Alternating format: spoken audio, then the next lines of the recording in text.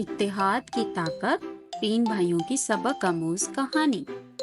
एक दफा का जिक्र है कि तीन भाई थे जो कि आपस में हर वक्त लड़ते झगड़ते रहते थे। उनके वालिद इनके रोज रोज के लड़ाई झगड़े से बहुत परेशान थे। उनके वालिद को एक तरकीब सूझी। एक दिन उन्होंने अपने तीनों बेटों को बुलाया और हर एक को एक एक लकड़ी दी और कहा कि इसे तोड़ो, जो कि उन्होंने बड़ी आसानी से तोड़ दी।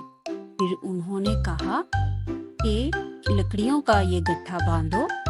उन्होंने लकड़ियां ली और उसका एक गट्ठा बांध दिया और कहा अब इसे तोड़ो। लेकिन उन तीनों ने बहुत कोशिश की, लेकिन बहुत सी कोशिश के बावजूद भी वो उसे ना तोड़ सके। ने कहा, तन्हा तुम कमजोर हो, लेकिन मिलकर तुम मजबूत हो। हाथ में ताकत है। भाइयों ने सबक सीखा और इस दिन के बाद वो हमेशा एक दूसरे के साथ खड़े रहे, मिलकर मजबूत हो गए।